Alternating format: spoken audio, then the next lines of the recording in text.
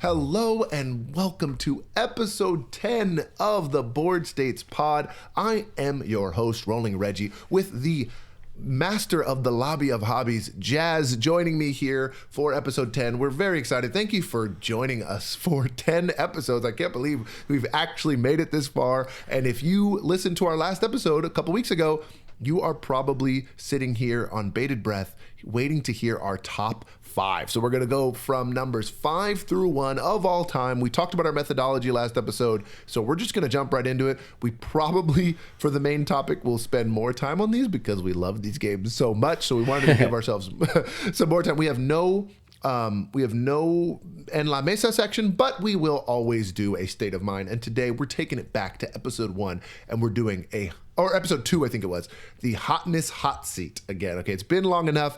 It's right about it's the end of the year here, where you're listening to this in January. We're right in that weird time between Christmas and New Year's, recording this now. So that is when we're going to be snapshotting the hotness here for you. So we'll get right into that, and then we're going to go into our main topic. Jazz, are you ready for our state of mind?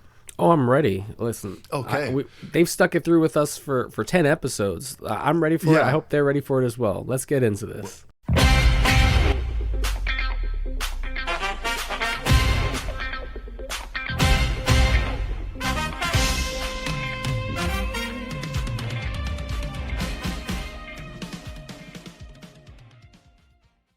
Let's do it. And you, again, the DGLs, as we call them, the dearest gentle listeners, if you are listening and you're in your car or you're doing laundry, fold laundry, whatever, try to guess on these here. What for the Hotness hot seat, if you didn't listen to our previous episodes, if you're new here, you just wanted to hear our top 5 games, what we do is I go to the BGG Hotness on Board Game Geek.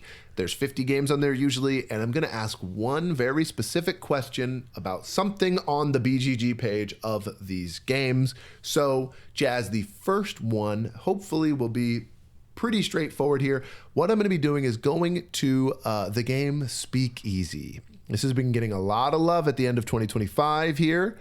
Do you know the name of the designer and artist for Speakeasy? We're gonna go with Vital Lacerda, and the artist, Ian O'Toole. Ian O'Toole.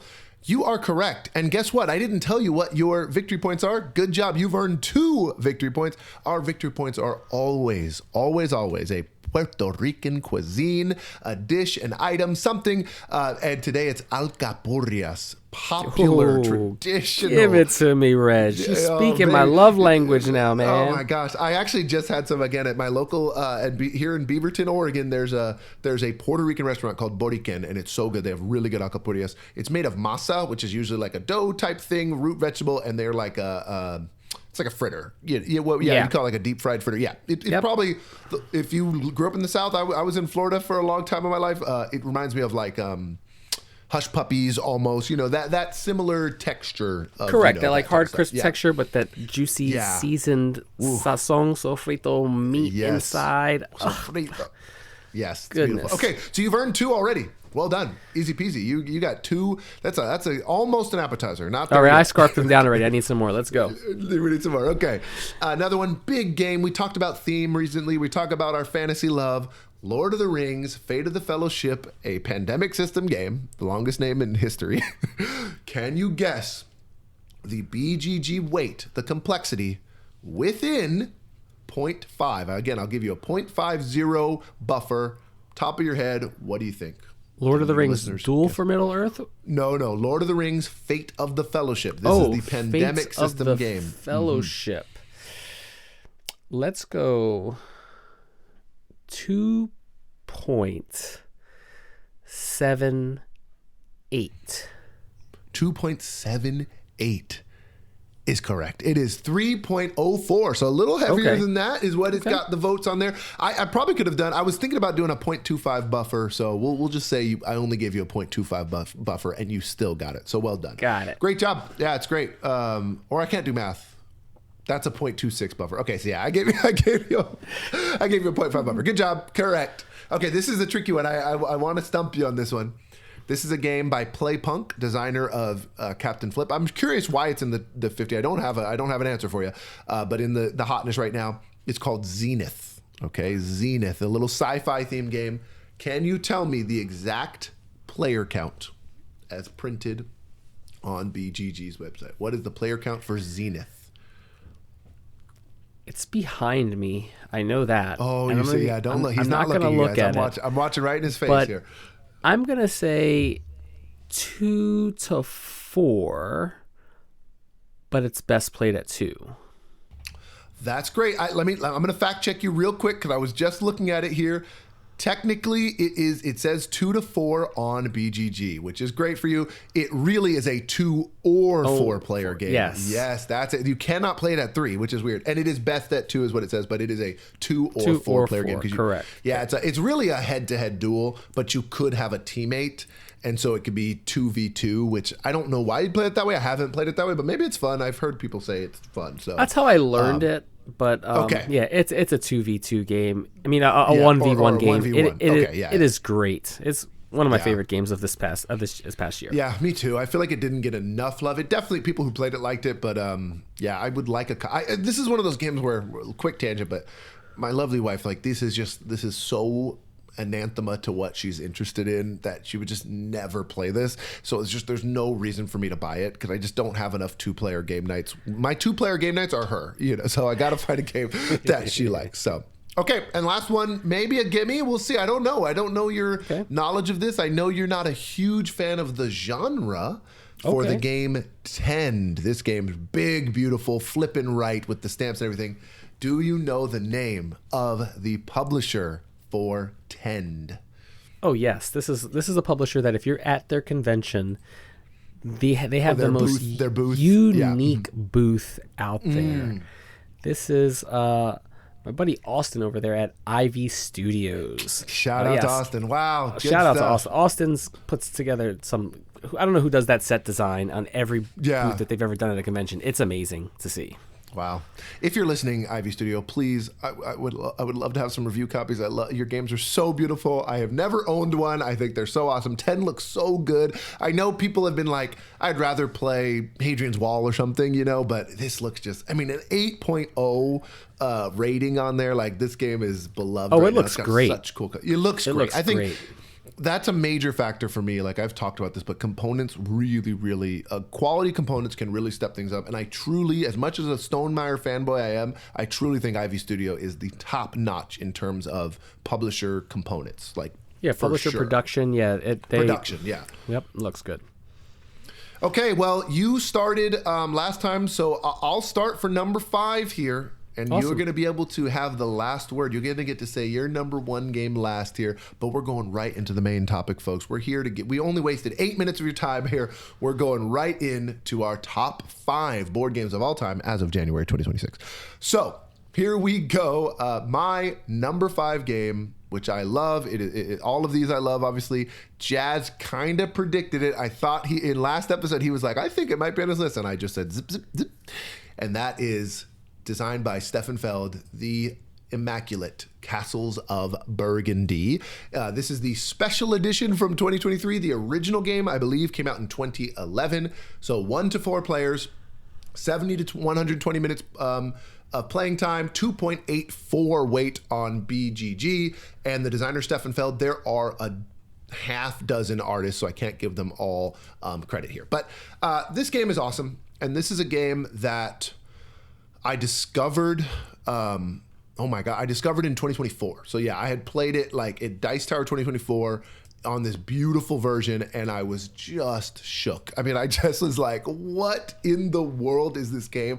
I backed the second pledge of it, second printing immediately of the special edition, and I got it. And it's one of those games that the production is so incredible that it brings in this already awesome game, and it is that perfect blend of strategy and luck. That's what I always like to talk about this game. There's dice, obviously, but it's input randomness. So the dice are rolled, and then you have to decide what to do with the luck that you're given.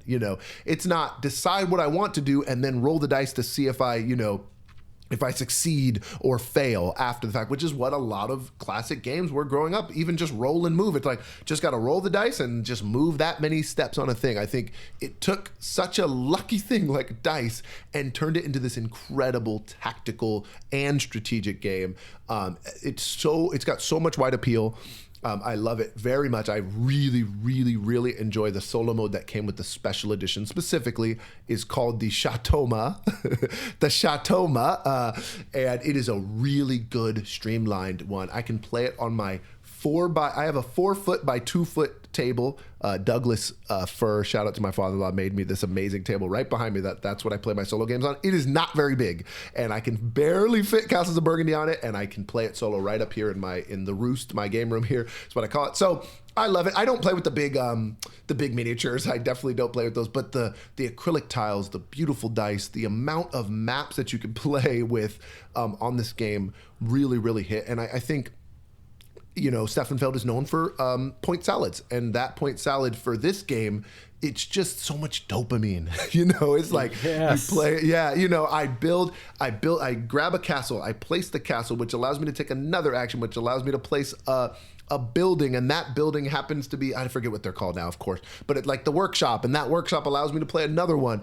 You've got things like the mines where you're going to get money every single round, that a little bit of an income. You've got things like the animals where, if you place in the same region, if I do sheep here in all those, then I'm just going to score. It kind of is a cumulative scoring thing. Also in the expansions, which the special edition has, are the geese, which are a wild animal. They can count as anyone, which is really cool if you haven't played with those. I haven't actually played with the vineyards expansion yet, which is in my box. That's the only thing I haven't tried yet, and people say it's really cool.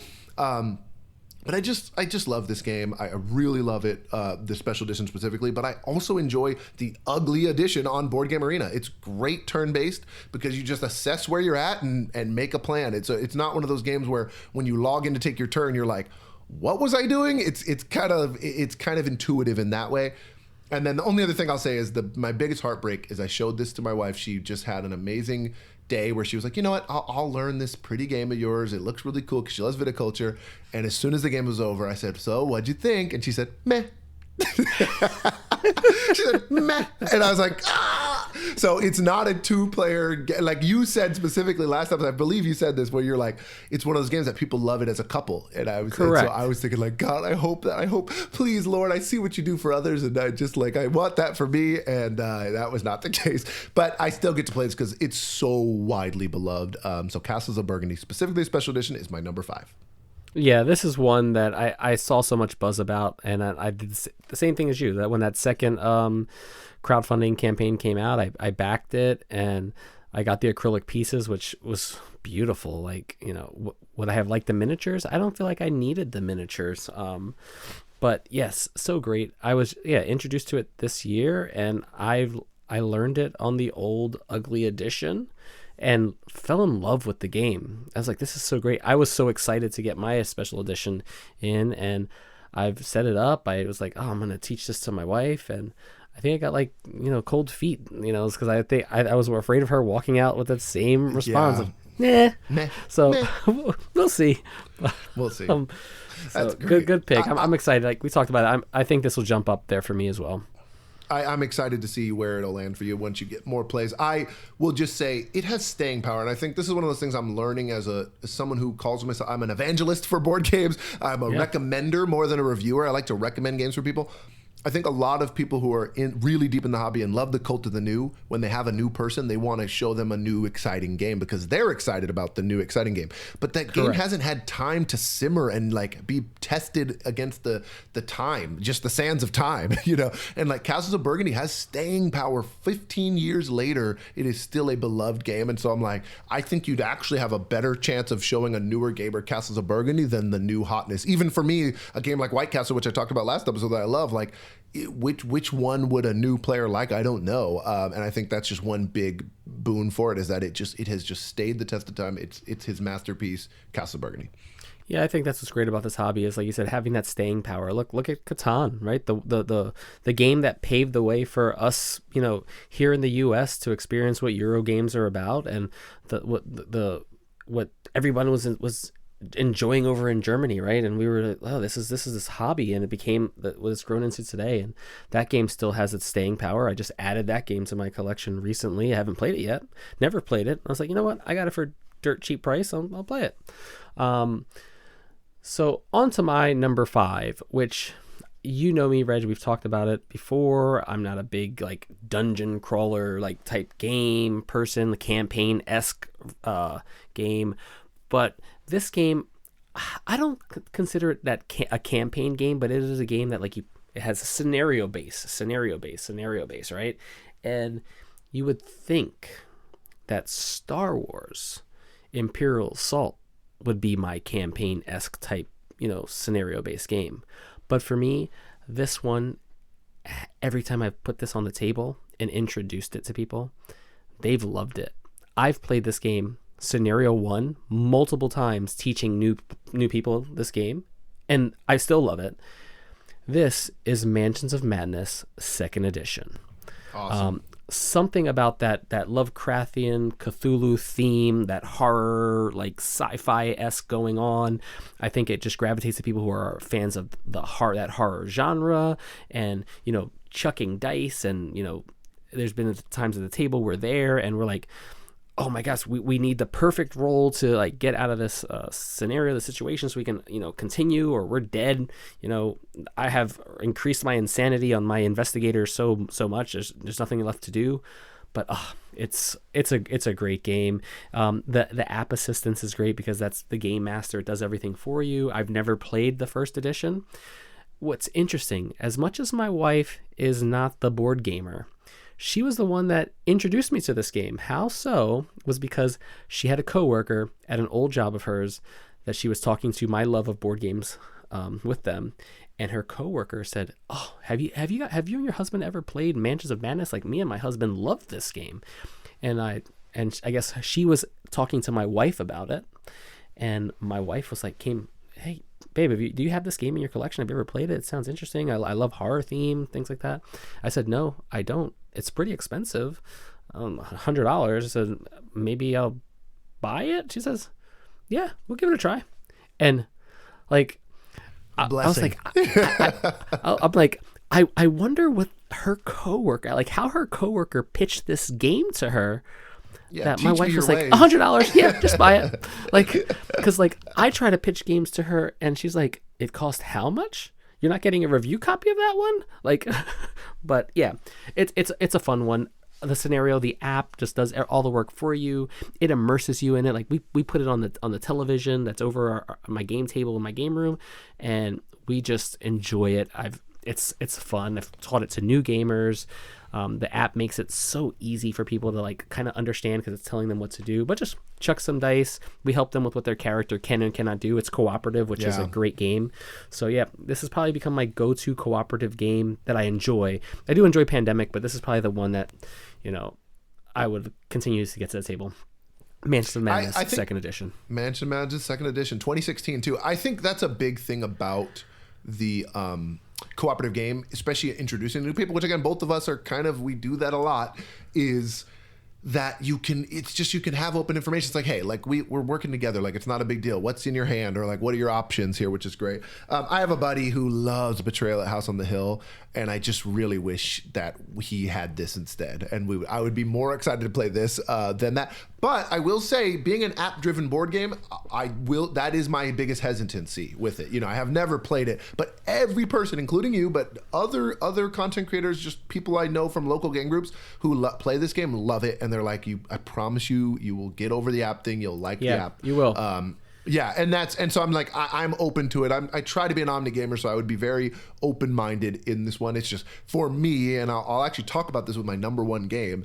Like, one of the biggest things about board games for me is the analog piece. I want to be as far. I'm already using BG Stats. I'm already having to use my phone for that. I got to take pictures for Instagram. So I'm like, if I can have as little screens as possible while I'm playing games, that's ideal. But this is really high on my list to try, I think, especially with someone who really loves it or has it blinged out. That would be awesome. Yeah, check it out. This is one I think you'll completely forget that you're having app assistance. It's pretty much just the game master. It tells you make your decision, boom, hit it there, and it's just like having someone at the table do it for you. This kind of allows that person. I look at it as it allows that person to become part of the experience and play the game as well. Yeah, instead of like doing all the admin. Awesome. Correct. All right. That's our number 5s already. Okay, my number 4 is the final new one to my list, which is, I mean, going from not being on my list in March of 2025 to now being in my number 4, my top 5 game. And I'm hoping maybe this is still on your list. Maybe we have a true crossover here. I don't know. My number 4 is Dune Imperium Uprising, specifically, yes, which is 2023. We'll find out. We will find out. So it is 1 to 4 players, but it also has a 6-player mode, which I have not played. 60 to 120 minutes. Weight is a 3.52. Not that heavy. I have one heavier game on here. Designer Paul Dennen, and it has 4 different artists on there. Direwolf is the publisher. This game, you know, I had watched the movie before I played this, to be fair.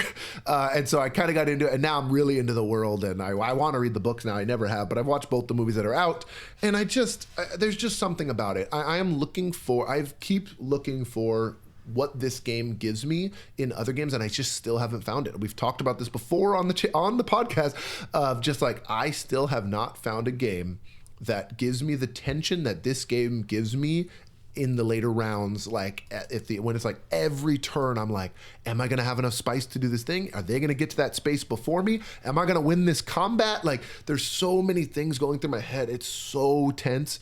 And so I really, really enjoyed this game. I have Uprising with Bloodlines. That is what I play. We've talked about this in the expansions episode. This is definitely just something I really, really adore. The basic mechanics are a blend of deck building and worker placement. And so how that works is you have a hand of 5 cards, and every card may have a symbol on it. It's usually a shape of where you can place a worker. So you can play that card to place a worker. You can do that again. You place your second agent. You can check out our awesome logo on boardstatespod to see how cool that agent is. Shout out to Kenan on our logo. It's so cool right in the middle there.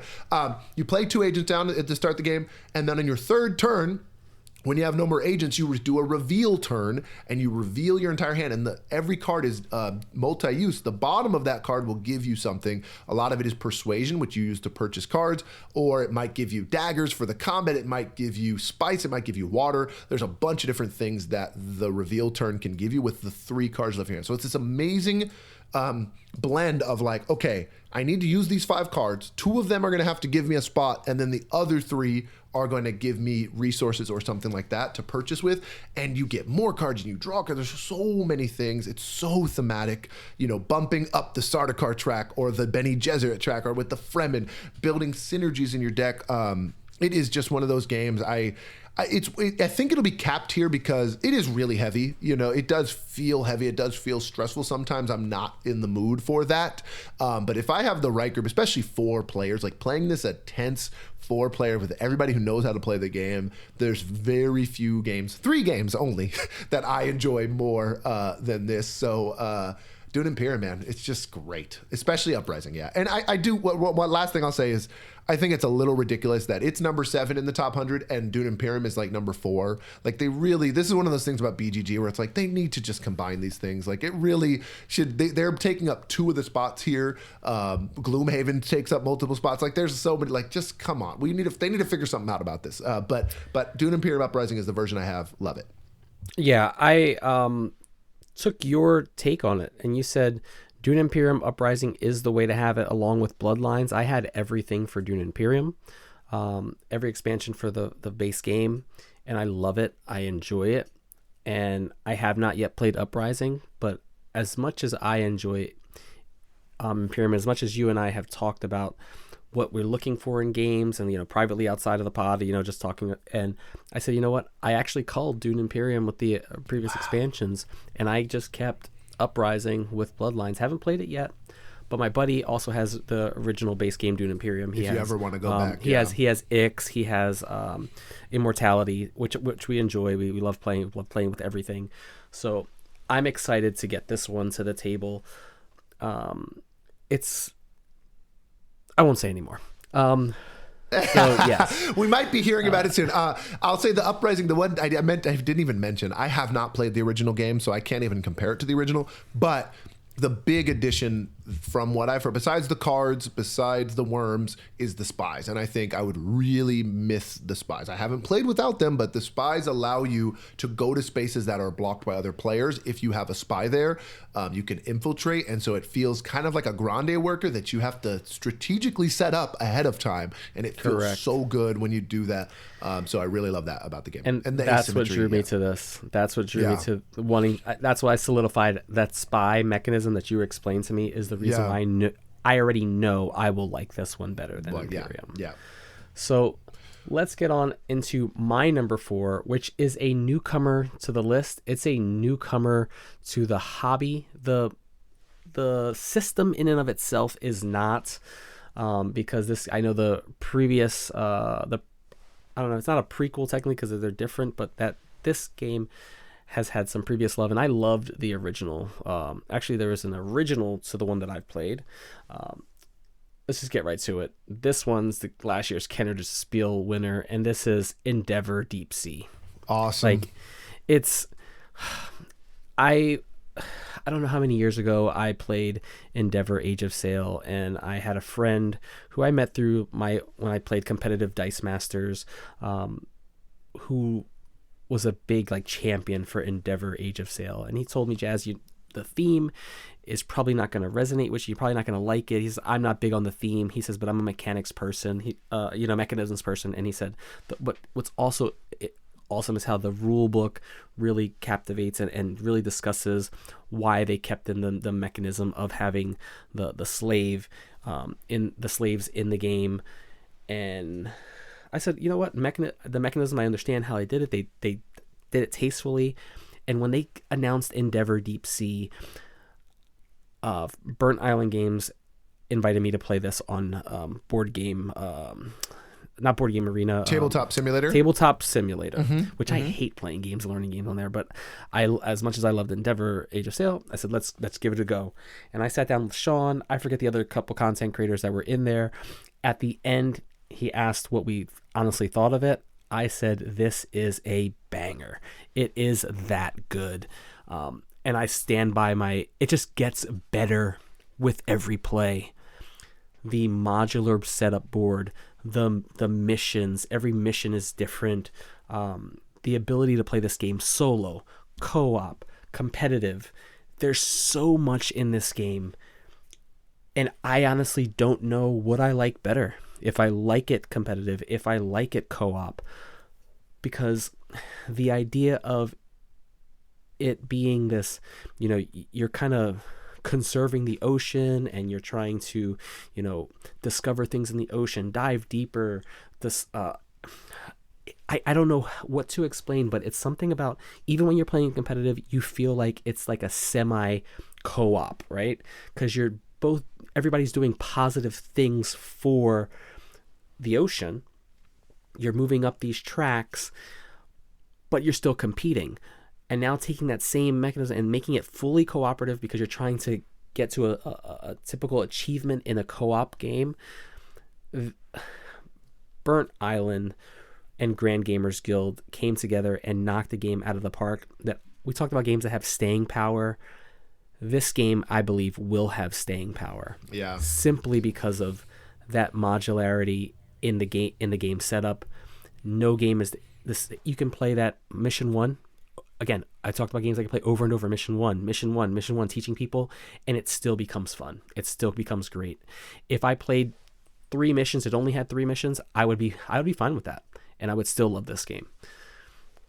Awesome. Yeah, it's that good. Yeah, Endeavor Deep Sea. It's still one I haven't played. I can't believe I have to. I want to play it so badly.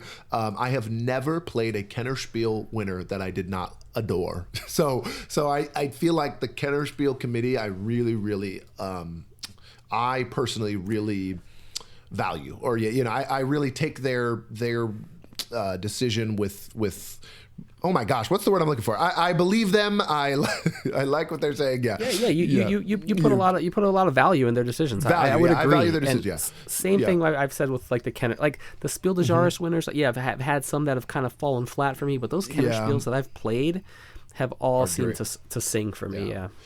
And it's a 2.91 weight too, so it's like honestly perfect for me. So I'm really excited to play this one eventually. I've seen it a couple times at my local game shop. I wasn't able to get in that game, but I am curious to see. We should really check back into this game like in a year and see where it's at, because it's already at 112 on BGG, 8.2 with 8,000 ratings. So it's a really cool looking game.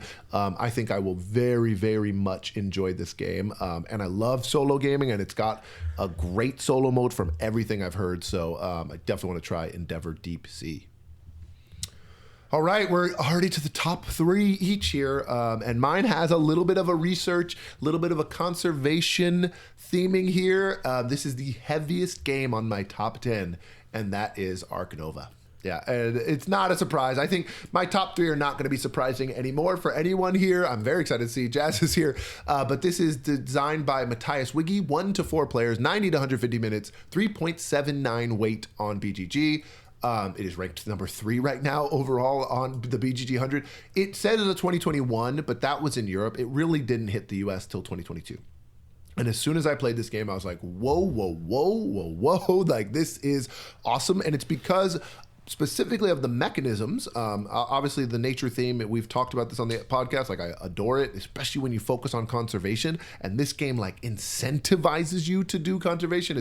It's worth, 4 times a conservation point is worth 4x of an appeal, and there's a lot of math in this game too. I think it's one of those things where once you learn how the cards are designed, how each tag is valued, and once you learn those things, like, it becomes so much more interesting of which animals you should take and when, which other cards you should play, because it's a huge deck of cards, and that's without the expansion in there as well. But what I was going to say is, mechanism-wise, big deck of cards, but every turn you are picking one action. It is an action selection game. There are 5 of them, and they have like a power 1 through 5.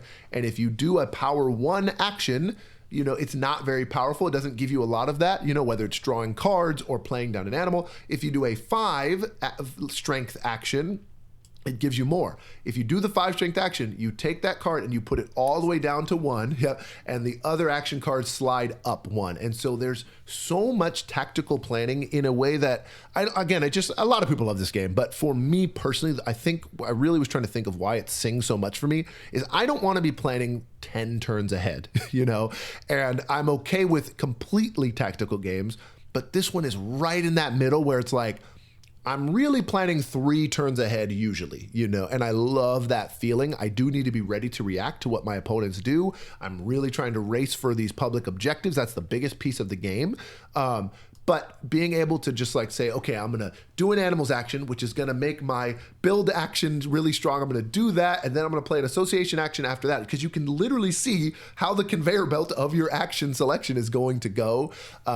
I think I love the size of it. This was, when I did this game in March, it was on my list, and this is just a shout out to my mom. Like, how amazing are Puerto Rican moms, huh? I literally did a video, which I don't even know my mom watches my videos. I said, this is the only game on my top 10 that I don't own. And within a few weeks, my mom sent me a copy of this game, which is so awesome. So now I have my own. And I never needed it because it's so good on BGA. It is one of the best implementations on Board Game Arena out there, like, just full stop. And then my buddy Phil has a copy, so we always play it with him.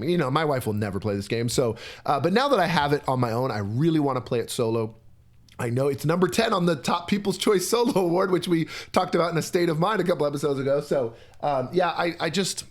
it's such a great game. I know a lot of people love it. It's not one of those that I champion either. Like, I don't need to convince you to like it at all. It just really does everything I want in a heavy board game. And I'm not always in the mood to play it, but every time I do play it, it is just, I just am so happy. I feel so satisfied with my turns. I feel so satisfied with the arc of the game, and I love playing all these different strategies every time. And there's a lot of tension in the race, a little bit more than Dune in a different way. And I think if you don't feel tension playing this game, you need to keep trying it, and you need to figure out, like, if you're really taking the game seriously, there's a lot to it. Watch some videos on YouTube, because it really is some game where people who played chess or played other or trading card games, like, this is their only board game, and they take it really seriously. Like, again, we're not competitive gamers, but the fact that it has a competitive scene, I think, tells a lot about how great the design is. Yeah, this is one that I like. blind purchased. I know, like I said, I enjoyed my plays of Terraforming Mars, and I know when this came out, everybody said this is like the Terraforming Mars killer, and you had those people who are, no, this is not. The theme just didn't sit with them. Some people said mechanically this is just better for them, and I just blind purchased it just off of that because it was like, oh, I like Terraforming Mars, not enough to keep it in my collection, so I bought it. Didn't get a chance to play. I knew my wife was not going to play this one, and I said, I'll find friends to play it. My one buddy in my game group owns it, so I had no need to keep it, but I still have not played it.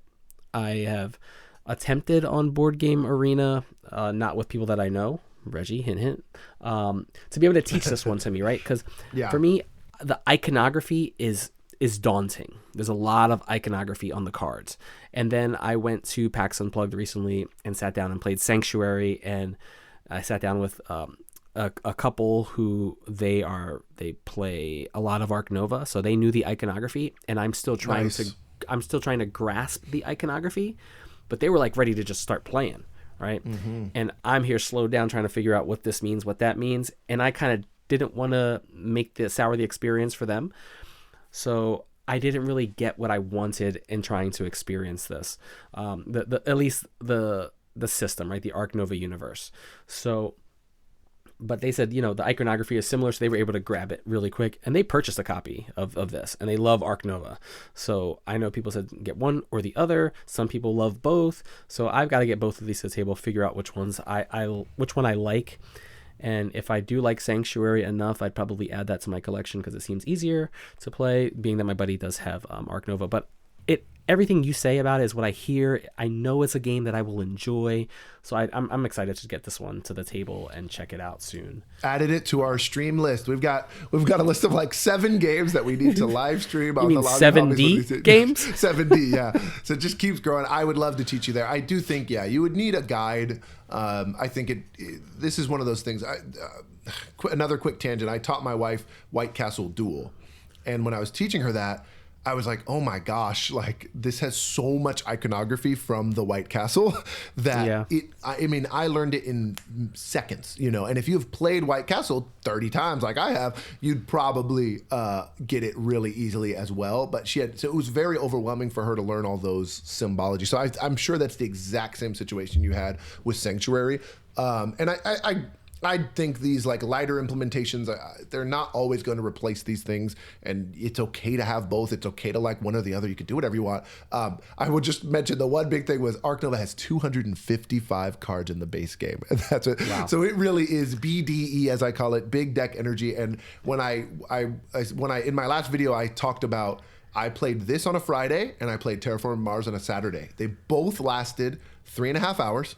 And it was 3 gamers. Yeah, my 2 like gameriest gamer friends, and we call it Garage Con. Long story, but I felt so exhausted at the end of Terraforming Mars, and I didn't with Arc Nova. So I really think it's theme. It's like if you love the sci-fi theme, but you want to play a heavier game, you're gonna like Terraforming a little more. If you like the nature conservation theme and you want to play a big tag heavy, card heavy game, you should play Arc Nova. So yep, that's my number 3.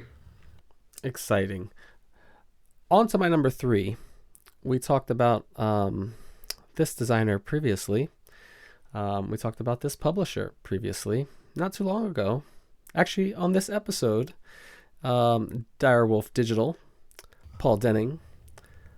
This game is Clank Catacombs. Oh, baby doll. Yes. Wow. So I'm a huge fan of deck building games. I do love them. They're quick, they're fast. Dominion introduced me to the mechanic, and like I said, I recently was sent the big box to Dominion, which I guess has the one of the expansions in it, one of the first expansions. I can't think of it off the top of my head, so I'm gonna like reintroduce myself back into that Dominion world. But bang, bang, bang, playing cards, collecting, buying cards, adding them to your deck, trying to find ways to cull or thin your deck out so you can get to those higher power cards faster. But this does that deck building element into this dungeon diving exploration, all while trying to kill and destroy monsters to, gain loot while not trying to get caught by the dragon that you're going to wake if you make too much noise with all the clank in the dungeon. But I loved Clank, the base game, and people were like, oh, you got to play Clank in space. I said, why? I'm just going to add all the expansions to Clank. And I taught this to my wife. I taught this to my youngest brother-in-law and his girlfriend, and we used to have game nights. I believe it was like a Monday night. This was a couple of years ago, and we would play this every game night. He kept asking, let's play this, because he gravitated to it, and I was enjoying it. I was at that point where naively in my board gaming, I guess, hobbyist, like enthusiasticness, just like kind of teach every game on my shelf. I was like, oh, let's try something different. But like every time I play this game, it continuously hits. And when I played Clank Catacombs, I was like, I don't really need expansions. This game changes every single time with this modular boards, and you're just discovering these tiles as you move off to the next spot. It's great collecting the different artifacts to score the points and trying to like push your luck which way you're going to go, and then finding a way how are you going to get back out before you get caught and that dragon wakes up. It's so good, so fun, so tense. And sometimes the fun table talk that I've had with this game, for me, a lot of these games that hit here may not be the best game in that genre, but these are the ones that I have the best experiences with the gamers at the table, whether it be, people who are new to the hobby, people who have been playing the hobby for a little bit, and people who are just experienced gamers. These are the games that I want to play all the time. And again, there's some games that are not on this list that I can see coming into the spot, or maybe next year would be in my top 10 and then fall out of the top 10. Again, sometimes it happens to be with the people you're experiencing the games with at the table that make certain games shine for you at that point in time. And that's how it is for me. So that's why I said my top 10 will always change. Maybe except for just like the floors. Oh yeah, maybe. But just like the rooms in Clank Catacombs, it's ever shifting, ever changing. Yes. Which I think that's the big difference. Regular Clank is so static, but Correct. It is consistent. That's the interesting thing. I know that can be a trade-off, because with Clank Catacombs, you don't know what you're going to step on, like how that map shows up when you step off of a tile, you grab a new tile and place it down, which is really exciting for the exploration side. But then, you could have a varied experience, and people at the same table could have a rough experience. I played this one time at Colin's place. We call his game room the Shire. Colin, Stella, Alba, shout out to them. Colin won, and I had the most fun I've played a deck building game ever, But I mean, besides like Dune and Imperium, which is the same guy also, by the way. But because he's such two masterpieces, but because I was just popping off with engine stuff. Like I was able to like play 5 cards, then draw 3 more cards, then play 2 more. Then I was moving around and I was avoiding the monsters, and I was buying all these cards. It was so exciting. There's just something about deck building plus a map, or deck building. And he just does it 100%. So good. I mean, he's one of the best in terms of that. And I think these are his 2 masterpieces, honestly, Dune and Clank. And I think whichever flavor of Clank you like, that's great. I have to play Catacombs more to decide if I like, because I don't own a Clank game because I don't know which one I want. That's literally it. I need to play just them get all this more. One. I know, and that's what people say. But other people have told me the opposite. People said just get the original. So it's like, I know I want the fantasy one. I know I don't want space, but Catacombs is really high on my list. Have you tried the newest expansion? Isn't there like a Underworld or something? What's the new one called? There's 2 expansions out there. Yeah. I can't think of what I know. Underworld is one. To be honest, I feel like we talked about this in the expansions episode. I feel like I don't need an expansion until I've really outgrown and this game becomes stale for me. And not necessarily for me, but like for the people that I'm playing it and experiencing it with. And I don't think my family that really enjoy this game find this one as like, oh, we need more things. It's just let's continue playing what we love, and the experiences at the table. Again, having those tiles and you flip it over and you get to rotate how you want to connect that tile so you can move through. It's just a great game. Awesome. I love it. I have no complaints. That's great. It's a 2.5 weight there for you. So my number 2, we're jumping up to a 2.95 weight on BGG. This is my number 2 game. It has been up here on this list for a very long time. I love this game.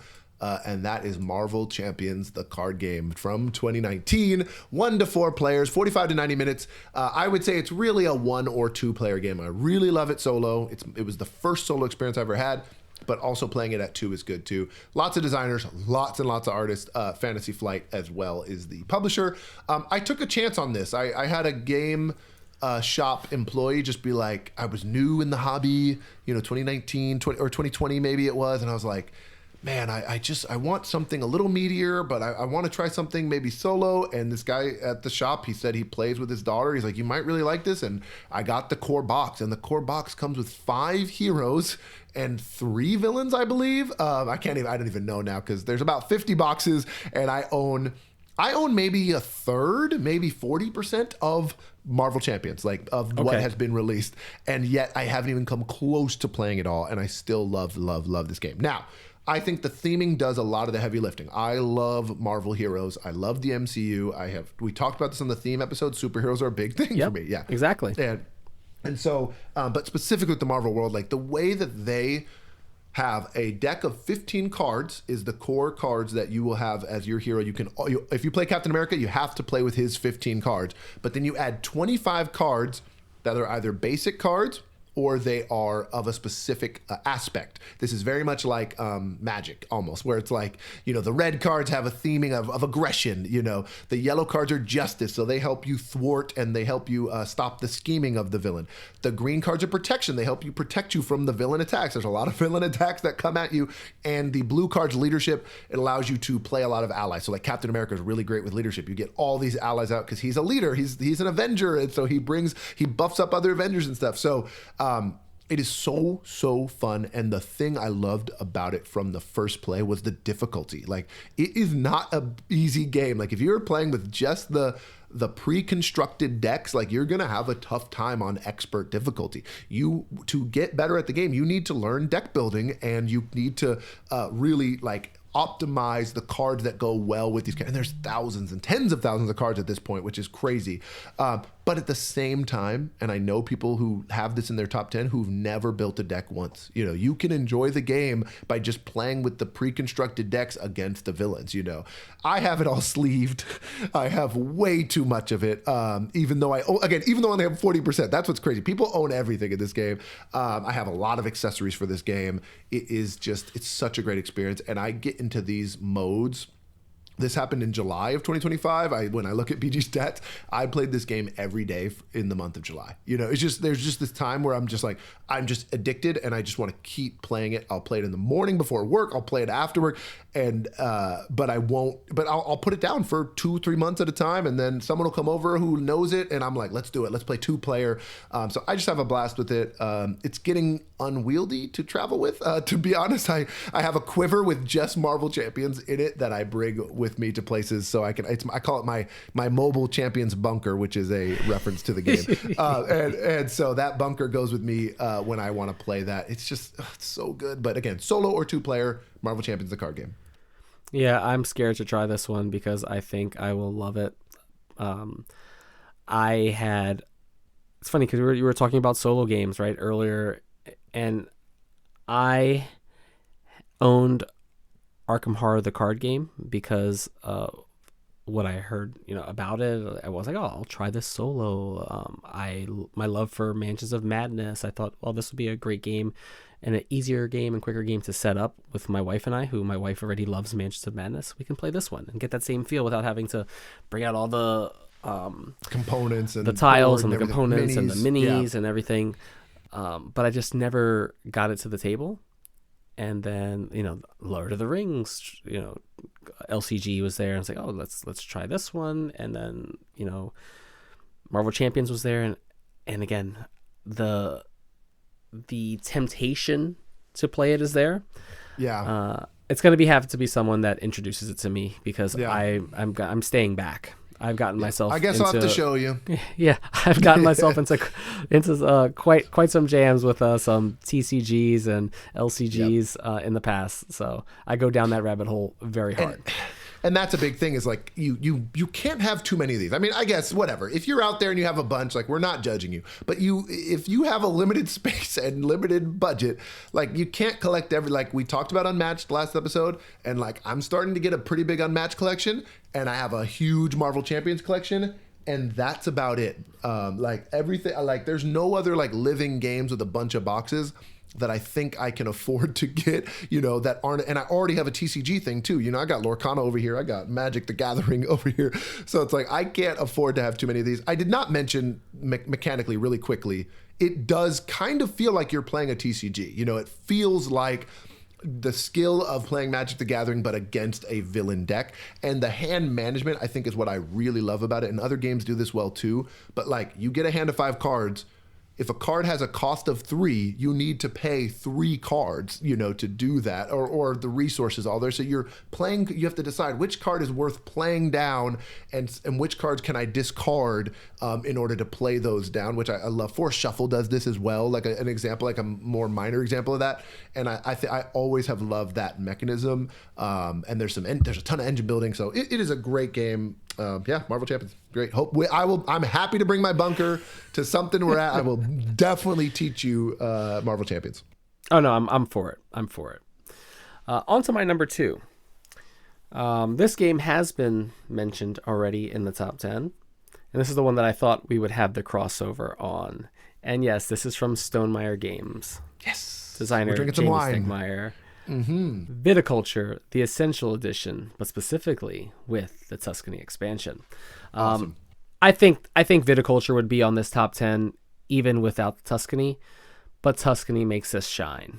The extended board that makes the game now 4 seasons instead of the 3. The structure cards that just add more things that you're trying to have those orange structure cards. The special workers that you're now training that kind of change the game a little bit. Yes, does it add a little bit more complexity? Yes, but I honestly think even with the BGG weight, I think it's like 3.25. If you're teaching someone who's willing to learn viticulture, I would teach them right with Tuscany. I don't think you have to go and teach them with the base game first and then add. No, I don't think complexity wise, it makes it, harder. It's just more things to be mindful of and more things to do. But that little like map down in the bottom of the board that has this like little area majority kind of element to it. But yeah, the wake up track, like all of these things just add to the element of this game that makes the decision space so wide, but makes you focus on which strategy you're going to take. And I think, if I remember correctly, this might be the first game, and I love worker placement. I'm a champion for worker placement games. If you want to play a game that you put it in front of me and you say, hey Jazz, you want to play a game? If it's a worker placement, I'm not going to say no. Even if I walk away saying I don't like this game, I will try it just because I want to see what it adds and what's different about it. There's some games that I love that don't do anything different for worker placement other than add a different theme, and I really enjoy. Yeah. But the grande worker is what makes this game shine for me. Because when I play a worker placement game, a lot of people say Euros are, multiplayer solitaire, right? Yep. Low interaction. For me, I don't feel that way with worker placement. For me, there is interaction because I'm completing against my opponent's like mental decisions on, yes, we want to maximize our turns and we need this specific space, and you've gone to that space and I needed that. You've come directly you directly interacted with me. People will say, no, that's indirect interaction. No, to me, that's direct interaction because I want to just like spew everything out of my mouth once you do that. Fighting words. Because now I am a turn or two behind now because I was so focused on my strategy. Now I have to completely shift it. But the grande worker changes that for me in this game. It opens it up. It makes it more inviting to people who are newer to the worker placement genre. That's why I would want to teach this one as this is that worker placement game that I would love everybody to get to playing. And I think it would be that gateway to the other games in the genre because of all the things that that happens with this game. Okay, yeah. Sorry, what were you saying? No, like a feast for Odin was in my number 2, and it bumped this down to 3 at one point. Oh, like, wow! I knew, like, it was like, oh, I love A Feast for Odin, but it was like one of those that I was playing a bit, and it's fallen out of my top 10. But that's just because I haven't played it as much. It's harder to get to the table. Mm-hmm. Some people are not as interested in it. It's a great game I enjoy. It might creep back up into my top 10, but like it was in the number 2 spot for a bit. But Viticulture, the more I play it and the more I get it back to the table, it reminds me of how much I love this game. Awesome. I have nothing to add, really. I mean, the Grande Worker, I think, is so funny because me and you have literally referenced Grande Worker like it was the staple for this back in 2013 when the first one came out. Like anytime a game does it, I'm like, it's basically just a Grande Worker. It's such good shorthand. It's a Grande Worker. and then what was it gonna? One other thing. Oh, wait, I forgot. You said something that was really interesting. Thematic.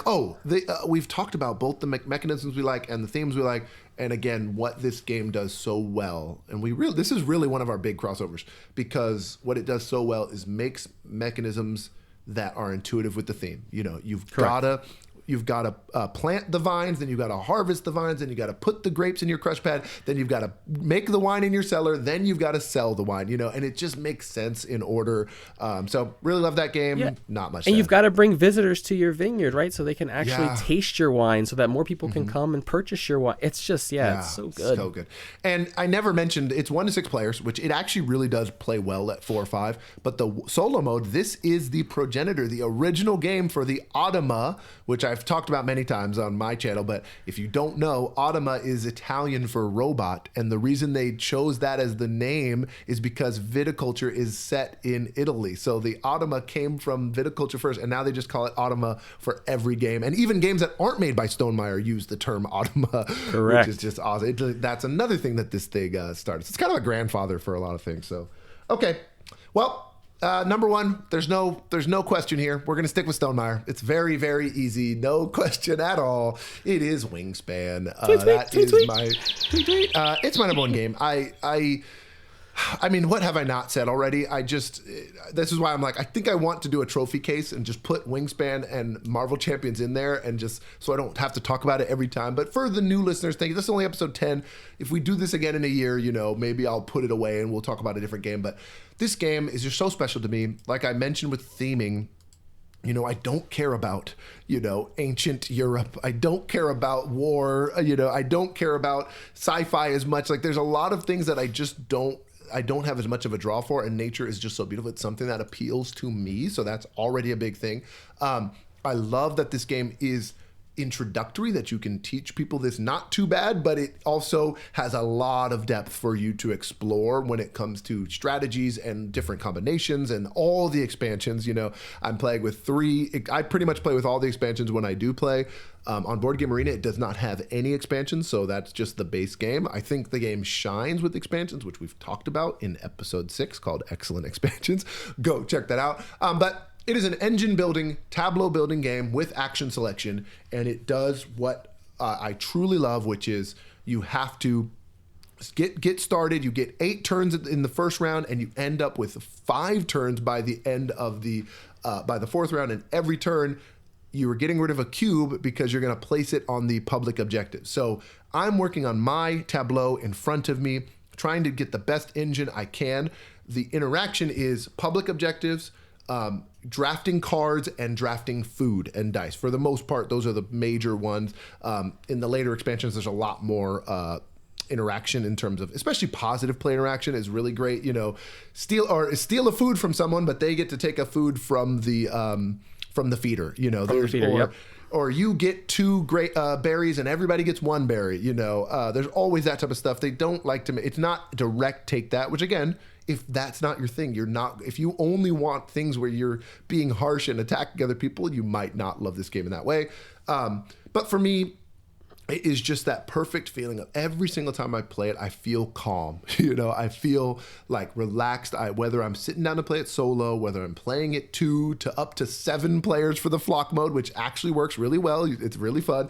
Or if I'm playing it digital, I play it on Steam a lot. I think the app is really, really good for Monster Couch, and it has all the expansions in there, and you can play online. If you were to click play now with anyone. You will get in a game in a minute. It is just that big of a game too. You know, there's enough people playing it all the time that you can play a competitive match with people. Again, just like the Ark Nova, I do. Again, just because there is a competitive scene. Not that I'm a very competitive player of this game. I enjoy it. I don't actually win that much. I have friends who are much better than me at it.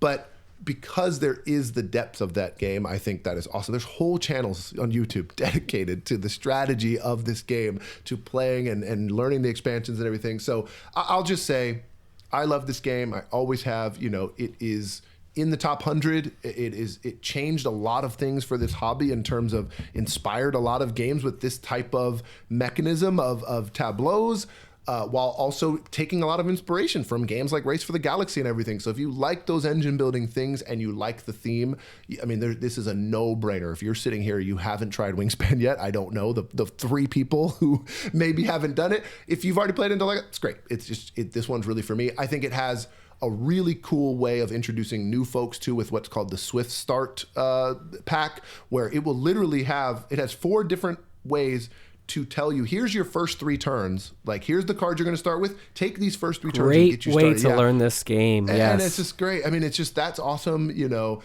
So there's a lot to it. I love it very much. I want to close out by making my actual prediction here, okay? So this is January 2026. They are going to announce the Wingspan Expansion 4 and Finspan Expansion 1 right about now. They might have already announced it by the time this episode comes out. We're recording this in late 2025. So I will say that it's going to be Central and South America. I just want to make my prediction out there, okay? The options are Antarctica, Africa, and Central/South America. Those are the 3 final expansions for Wingspan, and we only know that because the Wingspan nesting box has all the dividers for all of them in there, including that. And so they're going to be announcing which one it is. Do you want to make a wager, Jazz, even though you know, not as much of a Wingspan boy as myself? I enjoy Wingspan. I have the nesting box. Yeah, you do. That's and it's just a game. It's a game that I enjoy teaching people. I'm going to say it's going to be South America. Yeah. So yeah. Okay. So we're both as a podcast, the Board States Pod thinks it's going to be Central and South America. We're going to see if we're correct. Yeah. I was thinking Antarctica maybe too, because we don't know what Finspan's going to be. So if it's like Arctic mammals or whales, maybe, because they're coming out at the same time, so maybe they're going to make them similar. Kind of play off each other. Okay, I can see that. I'm just so curious. It's got to add a different board or something like. They're definitely got to do a big shift here. I think there's going to be some sort of really unique mechanics in this. So let's see what Jamie's got. But anyway, Wingspan's my favorite game. It always has been. Love it. I don't see that changing. It's a special game for me. On to my number 1, which should be, again, no surprise to anyone who's been listening to us. This is from Mind Clash Games. This is the sci-fi awesome worker placement adventure called Anachrony. Now, you know, this is set in that late 26th century. It's a 4.0, I think, weight on BGG, 1 to 4 players. You know, there's just cataclysmic explosion that's kind of happened, and your job is to rebuild. And there are 1 of 4 different factions. You'd have a different setup based off of your faction. Those factions... harmony, dominance, progress, salvation, a little bit different. They play a little bit different with what your starting resources and things are. And you can play it with, you know, I guess you would call like the A side and the B side, and, you know, make it a little bit more asymmetric, which I enjoy.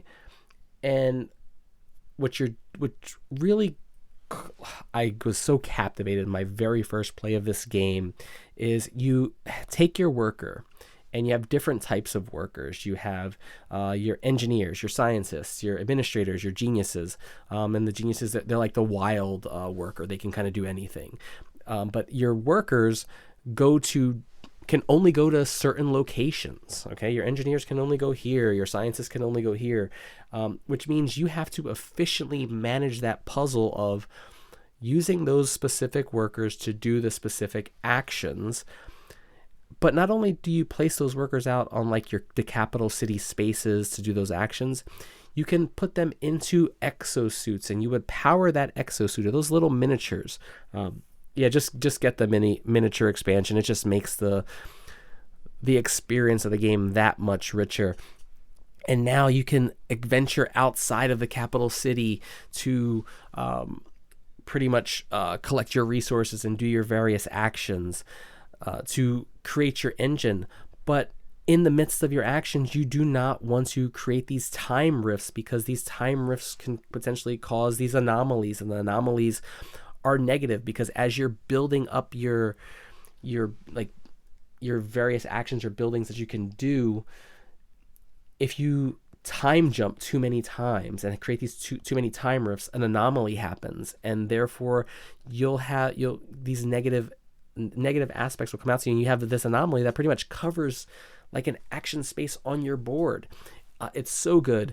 Then they came out with the Fractures of Time expansion, which added this I think like the flux capacitor, right? But it adds these flux cores, and now you can power up this like fracture device, and this fracture device allows you now to blink. So instead of recalling your workers back to your board, you can blink. So you can go from, pretty much that means you can go from one location you're already at on the board and go to another location without having to recall that worker.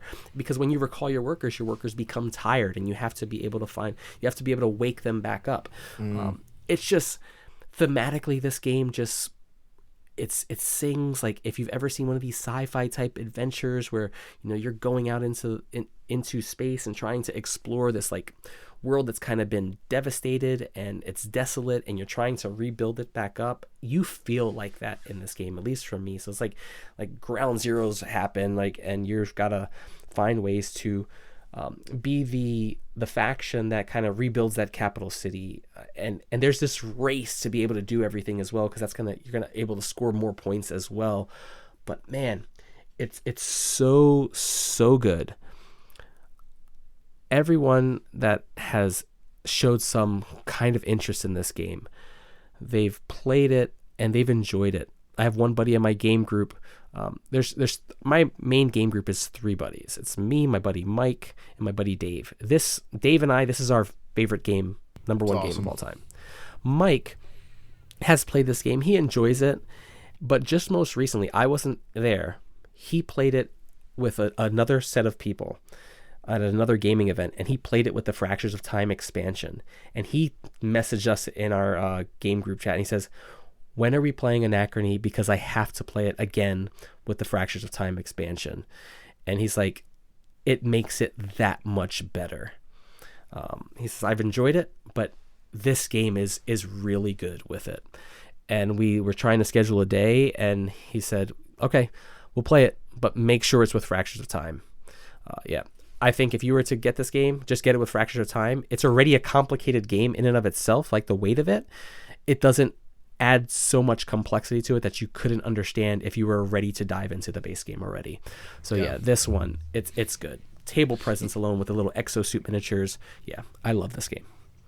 Yep, Anachrony. I wanted on record that I am also expressing interest in this game, and I would love to play it together one of these days. I've heard you talk about it so much, so like obviously I think that's one of my 2026 goals, is to play my friends' favorite games, or if I meet new people, be like, "What's your favorite game?" Like, I want to play your favorite game, because I feel like I'm always being like, let's play this, because I have such a collection and I'm such a evangelist.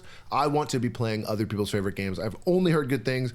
Obviously, I respect your opinion. Also, the board game hot takes guys, I really love this game. I don't know where it landed on their top 10s. I remember all of them enjoy this game, and so I respect that too. So it's one that, I remember when it came out, I was like, this time travel, heavy. When it had come out, I just don't think I was ready for that type of game. I think at this stage, I definitely could. I would get this game, and I would enjoy this game. So yeah, I'm saving it for you though. Like I won't play it until we are together and you teach me the Anachrony It's on ways. BGA too, and the implementation is pretty good. Okay, see, we would just have to play it live. Add it to the list. Real time. Adding it to the list. All right, I think it's already on the list. Yeah. Wow, I can't believe it. So let's just go through them really quick. So all the way from number 10. Quick honorable mention to my 11 was King Domino. It just got bumped out of my list. But my number 10 was Emotep. My number 9, Viticulture Essential Edition.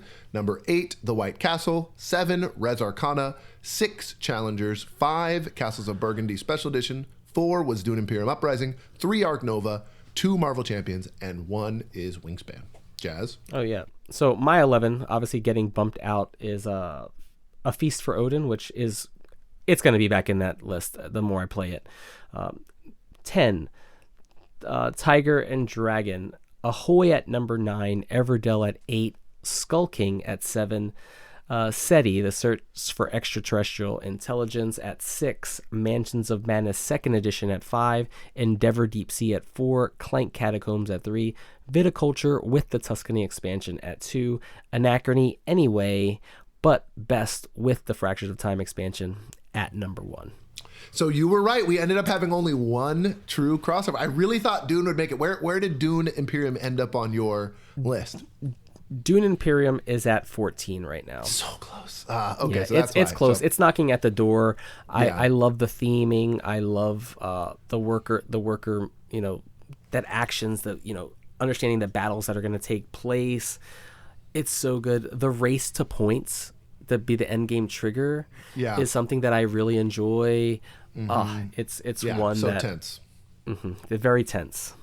It's good stuff. Wow, I knew we would. We went over, but we knew we'd yap about our top 5 favorite games, which is why we didn't do an En La Mesa. But we do want to close out with a quick La Gente, which is our segment where if we feel like people have been leaving some comments or emailing us or said some things, or we want to address some things from previous episodes, we will address them now. So I just want to shout out 2 commenters here. Number 1 is Keith Rex, who did comment on our expansion video, and he said, "My BG stats shows that I have 52 expansions," and his favorites are from, he mentioned a lot of games, but he mentioned Arnak, Wingspan, Quacks, Herb Witches, Cartographers, so lots of games with lots of expansions. 52 is a lot. I think I'm more like 30, but shout out to you, Rex. Thank you for commenting on YouTube. Appreciate that. And then over on Spotify, we got a comment from James B., saying Project L is brilliant. I, like Jazz, once got a lot of expansions, but mostly now I buy few expansions unless it is built into a system like Marvel United or Final Girl, that type of stuff, which I totally agree with. I think when it's built in like that, you know, there's lots of games that do that. Shout out to James too. Thank you guys for commenting. YouTube, Instagram, you can email us at boardstatespod@gmail.com or message us directly on Instagram, Lobby of Hobbies and Rolling Reggie. Thank you for listening to our top 10. Jazz, do you want to say anything, close us out here? Well, hopefully my dog doesn't continue to bark in the background. But listen, I think we hit it. You know, we really enjoy, you know, having you guys listen to us. Those that are commenting on our videos and our you know, the podcast on Spotify, over on Apple Podcasts. We appreciate you guys. We appreciate you guys reaching out to us privately as well, letting us know what you're thinking about the podcast. It means a lot to us. It kind of gives us that energy to keep going. We have very busy lives. I know Reggie has his thing going on the West Coast. Of course, here on the East Coast, we balance this with the time difference as well, trying to give you guys the best that we can, doing the best that I can, the best that we can, and continuously trying to get better and give you a better product. So again, we thank you so much. So if you're ready for it, Reg, you let me know and I'll close it out when you tell me. Close us out. Thank our people and we're ready to go.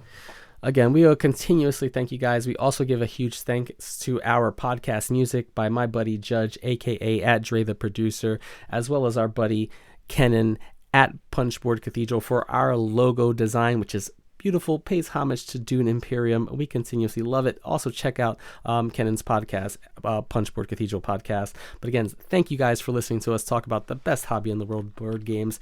You could be spending your time anywhere doing many other things, but you chose to listen to us here on Board States, the podcast, where friends become rivals and board states decide the outcome. We'll catch you on the next one. Nos vemos.